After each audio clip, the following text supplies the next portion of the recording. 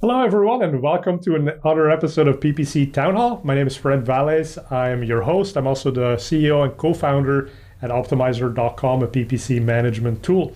Today, I have a very special guest in studio, Tom O'Malley. Welcome, Tom. Thank you. Good to be here. Tom, I've known you for quite a long time. You are the founder of a couple of startups, longtime Silicon Valley entrepreneur. And I'm so honored that you came into the studio to tell our viewers a little bit about what works for you and what they might be able to learn. The honor's on my side. I've known you for like 15 years now, and for you to call me up and say, come on in for this, I'm totally excited to be here. Thank you. But we're also working on a couple of projects together. So you have two startups. One of them is Current, and the other one is Ascend. So tell us a little bit about Current first. That's the older one, right? Yeah, that's right. So, prior to that, I was a strategy lead at Oracle. Here in the Valley, and just saw an unmet need that really B2B, call it innovation, product, and sales and marketing teams really don't listen or empathize enough to the voice of market. I think Oracle's culture back then anyway was sort of the prime example or the epitome of a culture that just sort of speaks and doesn't listen. So I thought, wouldn't it be cool if we just made it easier to bring people together, professionals, in kind of think of it as like online focus groups or workshops. We call them panels, but it's a platform that's been alive 9 years now, and it's been used over 600 different topics or panels across more than 100 Fortune 500 companies. Nice. Well, and a lot of startups die before year two. Yeah. So having made it 9 years, congratulations on that. Maybe it should have died in year two. Come to think of it. It's been tough to scale because, this type of project-based work, as much as you make it more affordable or faster or easier, people don't have more problems, right? So research is sort of a tough place to enter. I'd say a scalable SaaS, marketplace model. Yeah. And, the 9 years really just reflects just a relentless effort to find the right model to make it scale. Right. So there's obviously running the business, finding the right model, pricing model, keeping existing customers engaged and coming back, reducing churn. Right. But my listeners tend to focus a lot more on the B2B acquisition. And so acquisition in general, but B2B has always been a problem because you have these long sales cycles, you have these big, heavy CRMs. Yep. And how do you connect the pieces together with something like Google Ads? So tell us a little bit maybe about how you found new customers. And it doesn't have to be PPC, right? Like whatever worked for you. Right, yeah. We'd love to hear. It wasn't PPC. In fact, because it had this nature of, project-based, those models work really well if you charge a lot to compensate for the expensive cost of sale. So our theory was we could get cost of sale way down. And the way we did that was let's host, what we noticed was about 20% of the panelists coming in to interact on the panels themselves were potential customers. So our potential customers were already on our platform. And so that was the idea, is can we make a smooth conversion model to go from, hey, I'm here to be a panelist, to, wow, I kind of like this. I could use this for my business. And so that became like our whole growth strategy. And so we went from a boiler room type environment, of cold calling in the beginning and getting, starting conversations that way, to then more of a flywheel type model. I'd say as lean as we got that, and it was pretty slick, we still spent a lot of energy on retaining customers. And then even in the nature of that service that we were delivering over the platform, there was a lot of hand-holding. So our gross profit margin on a given project might have been 75%. It wasn't 99. It wasn't pure software. Right, exactly. So there was a software component to it, but it was very heavily service-driven to enable it. But at the same time, it does sound like it was product-led growth, because you'd come onto the product. That's right. You'd see, whether it's a service or a software, this is really cool. Yeah. I'm finding new insights. I'm using those insights to maybe go and write a big white paper, maybe solve a big problem that I have within the company. That's right. And so now you want to go and do this for your own company. Yeah, that's right. Sometimes getting people to imagine how they would use it was like a bigger leap than we expected. Like, it's so obvious to us, right? You use it for research, you use it for innovation, for engaging, your target market in product-based discussions around features or benefits that they'd like to yield, or marketing for thought leadership, or even sales enablement. I want to talk to those panelists because we have a high ticket item, sale. And even if we win one, per panel, it was worth doing the panel. So what I find interesting, Tom, is that the product you're selling, it's not even something where people are sitting around at the office and it's like, hey, I need this solution like current. I need to do a virtual panel. And we all have problems in business, right? But we try to solve those problems. We're not necessarily looking for a bigger mechanism that sits on top that enables us to solve all business problems by bringing in experts. So how would you go out to market and sort of get people to understand that maybe, hey, let's take a step back. Let's look at this software and this service that can help me solve across the board, as opposed to like that one marketing issue that we have or finance issue that we have within our organization?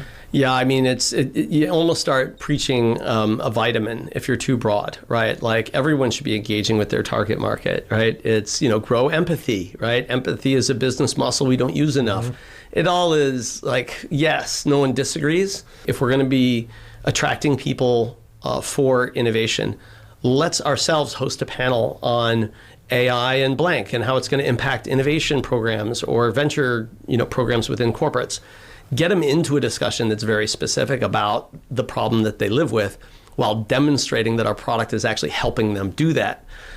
So those meta layers of having them realize that they found their solution before they were even looking for it was the way that we would gain attention. To close, though, it still required a few conversations and then running even like a POC, or let's populate a panel so they can really see it come together. I think we overestimated in this project in general, just like how much handholding and spoon feeding is necessary if you're not doing exactly what you're saying, which is this is for that. You have this problem, this solves that exact problem. Right. Yeah. Our tool is so versatile that it's almost like, how do you get that across? Right. But it's really cool because it sounds like you did basically dog fooding for internal projects. You brought in the experts, and then those experts were probably highly curated from organizations. So you basically probably were doing account-based marketing. Yeah, that's pretty much it. I mean, the way we find people to go into panels is by using like a semantic crawler. Like if people are on the web talking about a certain topic, we can identify then who it is, match it back to a LinkedIn, match it to an email, reach out to them and say, hey, this might be a great panel for you to be on. So we had that tool for recruiting panelists for our product, but we were then using that same tool to prospect for our own customers. Yeah, best of both worlds. Yeah. Now, human connection, right? I think you're a master networker. Anytime I go to downtown Palo Alto, Tom is out and about talking to people about the solutions and just the industry in general, which is really great. But how do you scale that? And let's talk maybe a little bit about how that happens in a GenAI world, because that's your new startup, right? Well, yeah, but to get there, we applied GenAI to Current, the platform that we were just talking about, and it did make it a pure product play. It did transform and take out a lot of the services away. Mm-hmm. Now, it wasn't like for like. It became, instead of more white glove, more self-service, but the AI bot was able to write campaigns like some of our back office did. It was able to put a probability on each applicant of how probable it is that they're going to be a good fit for that panel. It would then even write up the scope or discussion guide for the panel. It then even moderated, which was a huge cost for us. It was like $3,000 to $4,000 to have a human moderator moderate a panel. This eliminated that. Again, didn't get us to 100% of what the human was doing, but sometimes 70% is good enough. And then it would even write the reports at the end. So we finally got to our 99% margin in the product. So then there was hope again, like, oh, this could be cool. But I think what that demonstrated for us is that like our attitude that we came into that project with is that technology is not here to replace people. It's here to help people connect better, faster, smarter. And while we had demonstrated that in Current, right, by getting groups of people and bespoke groups of people together for narrow conversations and deep conversations, I kind of got inspired into the notion that, wow, AI is this whole next level thing. And one thing that I've realized, and sort of was like the genesis of this notion for the next startup, Ascend, is that people, you and I, we can manage maybe about 6 really close relationships in our life. Outside of that, there's probably 25, a ring of 25 that we would call our friend group. Outside of that, there's like a 50, group that are a little bit, we know and we have life experience with. And then after that, there's this other sort of professional networking ring that maxes out at about 150. And this is by this guy Dunbar that did the studies and stuff. So I didn't come up with this, but it really resonates to me. Like there's a limitation to what we can do. So then we started thinking about, well, what could we use AI to do to expand that number? How do you 10x the 150? And so that became sort of the beginning of a journey that had me talking to AI experts, academics, neural network folks that could just help think about that problem some more. Interesting. Yeah. And so when you talk about these circles of closeness, I suspect it also shifts, right? So as you go to a different stage in life or you work on a different startup, who you're close with probably changes as a result of the realignment of interests. And that can be a struggle, I think. And that's, I think, where your solution comes in, is to say, hey, it looks like you're starting to think about bringing generative AI into your SaaS company. Yeah. Here's a bunch of people who've been doing that for other SaaS companies. It might be really relevant to talk to them, but how do you find that within? And so LinkedIn, what is it, 5,000 connections, or and then now you update, right? Maybe yours. Mine's more like 2, but But how do you go and find those right people, and how do you shift within that network? And I think that's where technology again can be super helpful. Yeah. I mean, what we say is to connect is human. Like to you and I, to sit down, share a problem together, or share some vision for the future together. That's a very human thing. AI will never replace that. But networking is math. It's all about measuring probabilities. And right now, there's a species called AI on the planet that is a probability engine. So how can we let that, I mean, as you were just saying, like humans go in and out of those rings all the time. And the reason why they do is because their motivations change, right? And what we haven't had before, we've had static views of each other, right? Our LinkedIn profiles, our resumes, but they're not motivations, they're stats. But can you use stats and data to infer motivation and then connect people and reconnect people when necessary as their motivations change through life? Yeah, and I think that's really relevant to a marketing audience, because I have a motivation that, hey, maybe my team is growing too big. I need a better OKR system. Yeah. And so that's on my mind. But how do I go and find that, right? And again, I would love to work with a company, a vendor, where I have a connection, where I know the people behind it, where I know what they stand for. But now that's a lot of digging. I got a lot of other stuff going on. So if that AI, that new species, can help with the probability of at least saying, listen, here's 2 or 3 companies that you have in common, and here's maybe a bunch of people that you can talk to who've gone through that same thing and who can advise you. And I think that's also interesting, because when you talk about your system, it's not an assistant, right? You call it, what is it? We call it an advocate, So why to talk about that difference? Like, why is it an advocate as opposed to an assistant? Yeah, and or a digital twin, right? So we kind of looked at the space and we thought, okay, first of all, the frontier has to be around personalization, because it needs to know me. And I'm a human being, which means I'm a very complex thing. I have layers, from cultural context to personality, skills, achievements, age, like priorities, where I am personally. And then you get into goals and passions. And all those layers are the combination of what makes Tom O'Malley, not one particular layer. And so to do personalization needs to ingest all of those nodes, or all those layers of nodes. And then the other thing you have to then is figure out, well, how are you going to apply that towards the betterment of the subject? So if I'm the subject, do I want a digital twin? Do I want an assistant? And we thought the way to think of it is, this person is a we. They're on my team, right? And it's their job, almost like a liaison, to be in front of me and be the filter to the world. So I'm not going to spend time with somebody that hasn't passed through my advocate, because my advocate is advocating for my time and mental space. And that's not just to meet people. That could be to consider a product, right? Because if our needs are holistically understood, we could trust this said advocate to filter for us. And that's where it's interesting, because I think this fundamentally what digital marketing is today is machine learning, is calculating all these probabilities and putting the probable right solution in front of you, because the ad engines, they make money when you actually click on those ads and have high conversion rates. That makes you want to invest more into those platforms. But then there's also, for as much connection as it makes, there's a level of impersonality of like, hey, here's my thing, here's the world of people, like just go and figure out who to show my ad to. And so Google now goes to the point where it says, give me a bunch of headlines, give me a bunch of call to actions. And then it puts the ads together on the fly based on what it thinks is going to resonate with Tom or with Fred or with Sandra or whoever it is. But then I think what you're talking about is much more, okay, let's take that to that next human level. Because ultimately now we're talking about conversion rate optimization, landing pages, right? Like, do we really want people to sit there and have that whole process be impersonal on the web? Or at what point does a human come in and does that human connection take over? Yeah. And I think you've proven it in Current where, people have talked to each other and that gets the ball rolling. So I think it's really fascinating how you're doing this. Yeah, I think the biggest picture is, if I was to say the era that we've been in, is the push model, where we push ideas out to people, and though we try to use some metrics to get higher probabilities, we're still spraying and praying. We're still lumping a lot of people together into assumptions on stats, not motivations. But if we could turn it into a motivation model where it becomes a pull model.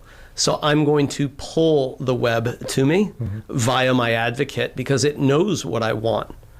And talk a bit about that. How does the advocate know what you want? How does it know motivation? So this is actually really important to the project, and I think to the potential of personalization. AI, what we found, is a good conversationalist, generally, right? It gets it going, especially if you can ground it in some form of reasoning or make some sort of objectives for it. And the more narrow those objectives are, the better it does. So if we teach our advocate to be curious about my cultural context, where I'm from, what belief systems, general values that I have, personality, that it can use a DISC framework and map me to it, right? That it can be open to ingesting all of my skills from different, whether it's LinkedIn, email, calendar, what have you. It can ingest from other data sources. And then if we can have conversations around my goals, it can infer them and I can qualify them. If it can understand me or store nodes at those 6 layers and put that into a container, and we're using knowledge graphs. We just think knowledge graphs are a great way to sort of hard code linkages between nodes, and then use that. And we found out that AI is a really good producer of knowledge graphs, meaning a digital thumbprint of somebody. And so if we could use that then digital thumbprint to become the grounding for my agent, now it's personalizing my experience with that agent back to me. But what we think is entirely like next frontier thing is taking that thumbprint and asking it to personalize other experiences on the web. So now I'm going to log into some other website that is, call it personalization compatible, or has a chatbot. I can ground that chatbot back to my personalization thumbprint. You can instantly do that because it's got that profile. And I don't have to expose that data to the source. I can just ask to filter it through. So don't show me a page that I don't want to see. Don't take me to content, or don't talk to me in a way that I'm not going to understand it. Put everything back in the context of me through my agent. And that preserves the privacy of those conversations that you've had that have built up who is Tom, that fingerprint basically. Yeah. But it makes the whole web potentially more useful. So that sounds like a lot of potential, many things that this could improve. Well, but I think the net of that message around, what is AI to connecting B2B marketers with their target market, it'll evolve. It will become it's a frontier of personalization. Our expectations over time are becoming, I don't have time to hear things that aren't accustomed to my ears. I don't have time to listen to things or meet people that I don't have a mutual fit with. Like, even if I want to have a meeting with somebody, if I can't add value to them, nothing's going to come of it. So I should stop wasting time on talking to people that look like somebody I want to sell to.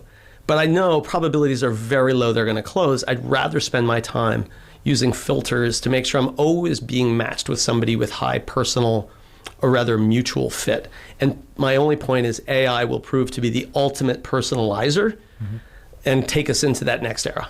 Yeah. Is there a risk for living more in an echo chamber as it sort of blocks you from maybe having conversations that it doesn't believe are immediately useful to, in a mutual way, right? And it was very important how you said it's not just about being useful to you, but it has to be mutually useful. But do you feel there's a risk that it's going to sort of narrow the vision that we all have? Yeah, so what's kind of cool about this as well is your advocate is also your coach. So it can identify blind spots. It's not just looking at you, it's able to look at 1,000 other profiles and fingerprints like you and say, hey, Tom, like you're crushing it in this area, but you've got some blind spots that could get exposed here in the future. So let me give you some content, or let me introduce you to some people that can open up some of those blind spots for us.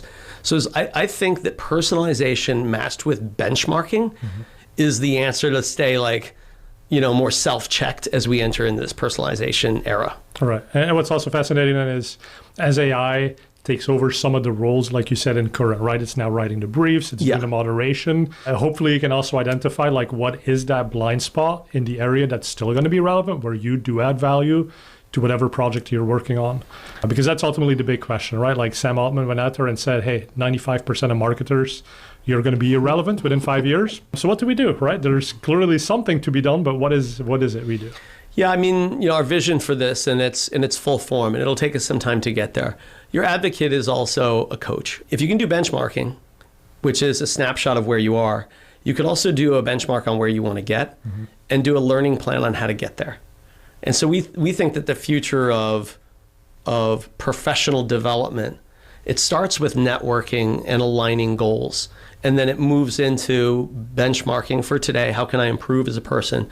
But then it clearly becomes, where do I want to go, or who do I want to become? And it can be, that same mechanism can be applied. And it's interesting as well to me that what you're describing is a very intentional way of helping your advocate understand who you are. Because today, Facebook, Google, Amazon, they all understand something about you based on your purchase profile, your social media behaviors, but they own that, right? And you have very little insight into how they understand you. And Google does a little bit of a decent job. They show you, it looks like Fred is into cars and sneakers and these types of things. And you can uncheck the box if that's not true.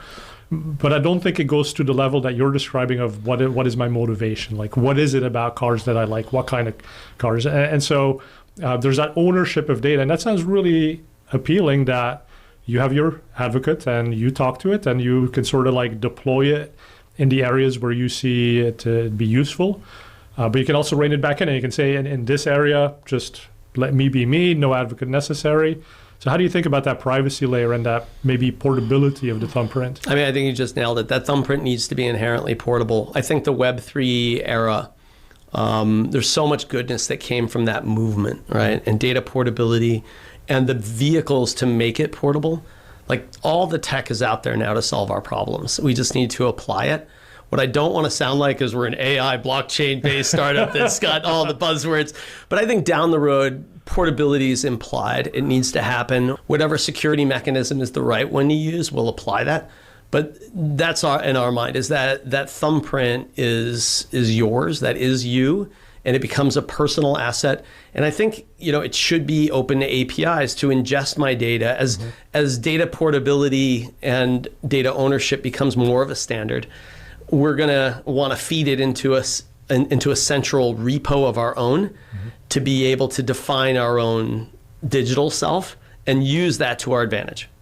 Yeah, and I suppose it's okay to be blockchain and Web 3.0 and GenAI if you're actually solving a problem, right? It's not the technology trying to find a problem, but I think we could all agree we know too many people, but we don't really know what those people are up to. You lose connection with folks over time. Yeah. And I think over the last 4 years, I used to go to so many in-person conferences, and that's really happening much, much less in the United States. And so folks that I would see all the time, and I'd know what was going on in their lives, what they were working on. If I'm not super active now on social media, you lose track, and we could actually really help each other. And I do find that a problem. And if this is the solution, and if blockchain makes it more trustworthy and more private and more portable, then great, let that be. And if GenAI is the one that pulls it out of me what my motivation is, then great, let that help me as well, because it is a real problem that you're trying to solve. Yeah, there's a myth that somebody I meet today is more relevant than somebody I met 5 years ago. It's not that person I met 5 years ago is still the same person that they are. And today we just have this idea that we got to pile on more network is more value. But everything shows that it plateaus and can even degrade or go down. But diminishing returns happens first. I mean, and you just get up to that 150, and that piling on effect, it's not additional. So if we have a mechanism to reconnect our network, somebody you met 5 years ago might be the most relevant person for you to re-engage with today. And in fact, having that history would really be a bonding agent to start a new relationship or go achieve something together, the fact that you met 5 years ago. But we have no mechanism to track and trace each other over time. Advocates have just infinite amounts of calculable power / memory to know when our mutual motivations or our motivations are mutually aligned. Now, you're moving back to the Bay Area. You used to live here. You moved out of state for a couple of years. Tell us a little bit about what that decision process was like. Yeah, tech was getting boring, I'd say. Palo Alto lost its vibe, I'd say, about 7 years ago. Or at least that's when I realized it. I kind of felt it was getting very corporate-y, very lawyery. And I really like working with entrepreneurs who are just like doing it for the creation, not necessarily for the payout, though the payout's inevitable if you create something valuable.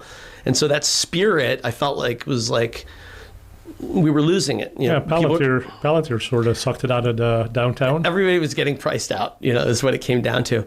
But I just felt like the spirit was gone. I needed to take a break. And I took a hiatus, went down to Coronado, focused on my daughters a little bit more, got them through high school. And then I started a mezcal brand, in fact. And to my surprise, it was probably the best thing that happened to me, just to open my eyes back to like, what is branding? What is product? What's the relationship between, leadership and how to effectively move in an environment where an industry that doesn't change very much, that isn't tech. Right. So all these kind of things that I think I was taking for granted in the tech space became much more evident in the non-tech space, and in particularly the luxury space, as it's a luxury mezcal.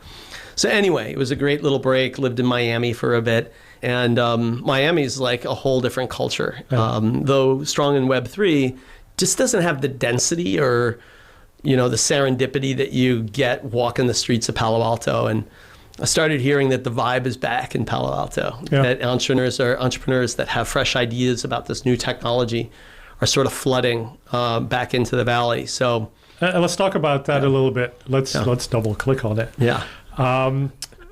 But I think that excitement is largely driven right now by the wave in generative AI. Yeah. What is your take in terms of Gen AI as a feature to existing SaaS versus like entirely new products? Yeah, unlike SaaS, if you're a pretty good engineer, you could like create a pretty smart product through some automations and the way you store data and retrieve it, and then user experience. And so I think that was reflective in the startups that you saw. Like I'd say on average, I don't have the stat, but my gut tells me that product probably only owned about 25% of the shares of the founding shares of a typical SaaS company. In the AI movement, the projects that I believe in tend to have a much larger share set aside to real tech. And so I think we're back into an area of real tech, and it's a little emphasized right now in like the NVIDIA's, right, the infrastructure layer. And it hasn't yet manifested in the application layer. But what I like about being an old guy that's been around is I understand the application layer a lot because I've lived with business to business problems, whether that be in marketing or operations or sales or hiring, right? And so you have to really understand the problem to make an impact in the applications layer. If we're just going to strap AI on top of existing software systems, you will get a benefit.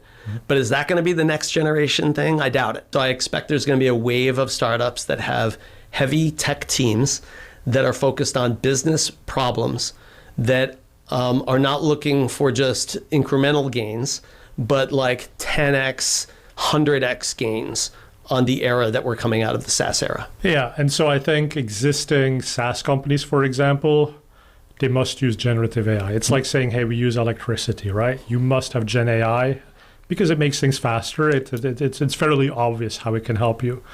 And then you have sort of that big vision of entirely radical shifts in how business is done.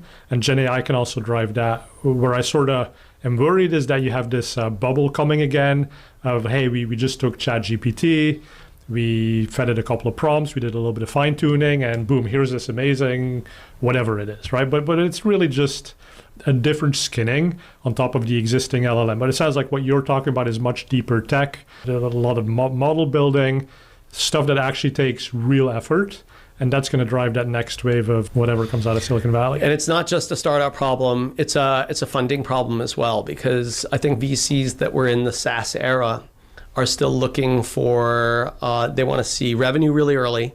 they're more inclined to get excited about something that's showing traction, because that became our language, right? You had to show traction to get funded. In this new deeper tech era, the traction is going to be a little bit further down the road. There's a little bit more engineering ahead of time if it's going to be real and have a defensible piece of technology. It's going to move that the stages back a little bit. And so what I find now is, while I'm out there, if I'm talking to sort of a VC that started 10 years ago, they're still looking for those older metrics. Whereas funds that have been set up recently for AI are actually looking for metrics like how much of the founders' shares are set aside for tech, how much of your model is going to be built, and how much data. They want to see the data roadmap, not just the traction roadmap. And so it's going to take a shift in ecosystem to get it right. And what you're saying is probably true. There's going to be a little bit of a flash bubble on the prior until we get to the latter. Yeah. And you want to learn from history, but it sounds like you also want to. This is probably one of the bigger changes we've seen in Silicon Valley. And there's sort of this notion that it comes in 30-year waves. Yeah. It was microprocessors in the 1960s that made computing basically marginal cost of zero. 30 years later, in the 1990s, it was the internet that made the distribution, the marginal cost of that basically approach zero. And now we're at the stage where the marginal cost of creation of content becomes zero thanks to generative AI. And that is such a big fundamental change again.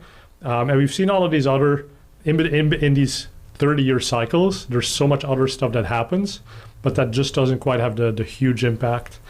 And so I think, yes, let's look at history, the KPIs that have worked, but let's also sort of be more forward-looking and maybe acknowledge, like you said, that there's different KPIs that will matter in this the wave that we're currently starting. Yeah, I mean, software ate the world, right? And then if you were a software company and then the internet came, it's almost like you said, you don't have to say like, oh, we're also going to do internet. No, it just became internet. Yeah. Now the internet, if you're an internet company, of course you're an AI company, or there's no survival. It's right. like the way you go. So yeah, this is one of those foundational shifts. I think the jury is no longer out on that. That is just what to anticipate. Now, I do think, though, that people overestimate what today's AI can do.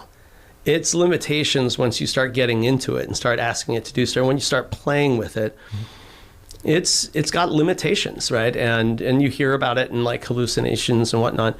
But even like grounding or training, we're still at the nascent stage of this journey, which to me excites me because it just means there's so much more innovation to come. And though we took the great leap, we're still on an arc that is going to be very exciting to be a part of. Right. And then so AI has obviously been building up since, what was it, the 1960s? And then you had the AI winter. But it feels like there was that fundamental shift that happens when ChatGPT and the transformers were built by the Google Brain Lab. And it's just, yes, there are limitations. It's not doing everything perfectly.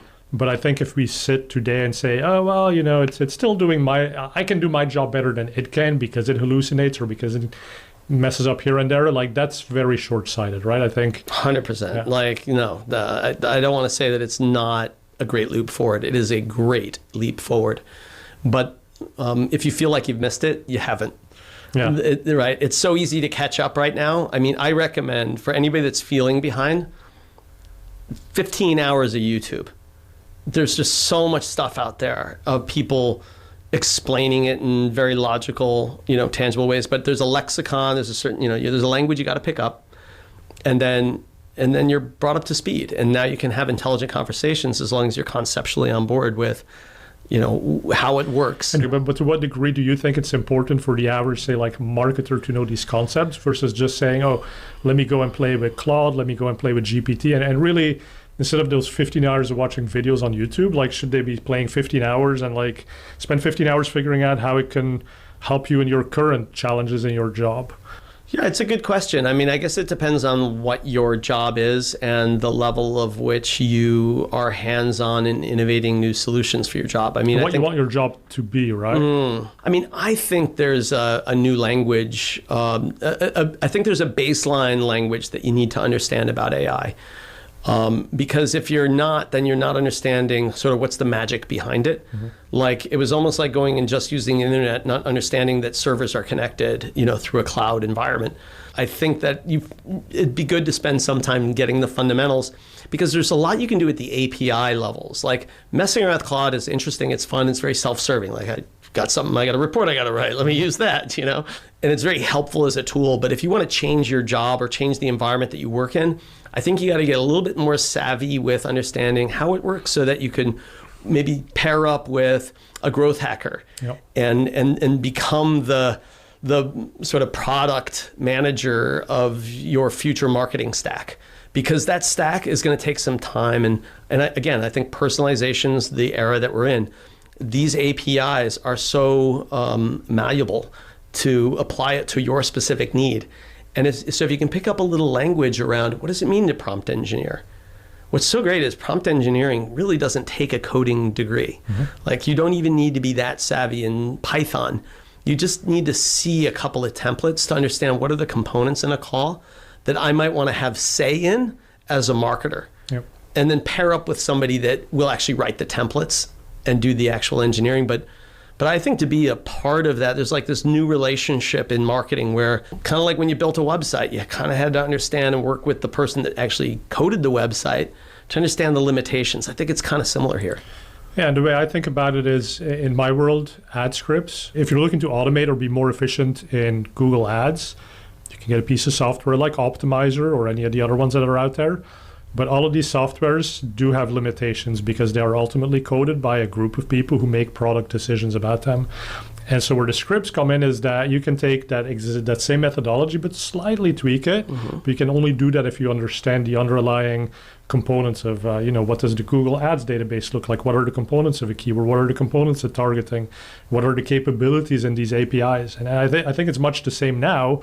With generative AI, it's like there's base level capabilities that all of these SaaS companies are adding, but there is more that you could do. Something as simple as changing the temperature on a keyword generation or an ad text generation. And if you don't know what that means, I know you know what that means, but if you don't know what that means, like that's what Tom is talking about. These are the fundamentals, like understand what the temperature can achieve for you. And then you can go and tweak it and you can get it to do exactly what you need it to do. And now you become the leader within the organization who's figured it out for your company. And that's one way to keep your job for at least a couple more years. I think you put the nail on the head there. I mean, when I talk to folks, across different roles and whether it's marketing or operations, we're at a point where there's an opportunity for leadership to emerge that just sounds AI intelligent, And so as long as you're not the one afraid of it, you're probably not going to get run over by it. And if you can actually start leading some internal conversations and finding the individuals, I promise you there are people in every organization that are maybe closet hobbyists with AI right now. Find them in your organization and start an AI, be part of that AI movement, because it's coming. Its parallel was the internet. Before the internet, there were people that ran away from it, tried to hide from it, refused to use it. It's going to be a fad, right? And then those that actually lean forward into it, they sort of progress their jobs, they progress their reputations as learners, as growth mindset. So I think there's an opportunity here to go the opposite than the fear. Yeah, makes a ton of sense. Yeah. Hey, Tom, thank you so much for sharing all your thoughts and the companies you're working on and what's worked for you. And thank you for watching. If you've enjoyed this episode, which I'm sure you have with a great guest like Tom, hit that subscribe button at the bottom and we'll let you know when the next episode comes out. And then as far as getting a hold of Tom and all the cool projects he's working on, Tom, tell us how to do that. Thank you. Yeah. So please, the most exciting project we're working on right now is Ascend. So you can visit us at www.myascend.ai and you can sign up there for the stealth release.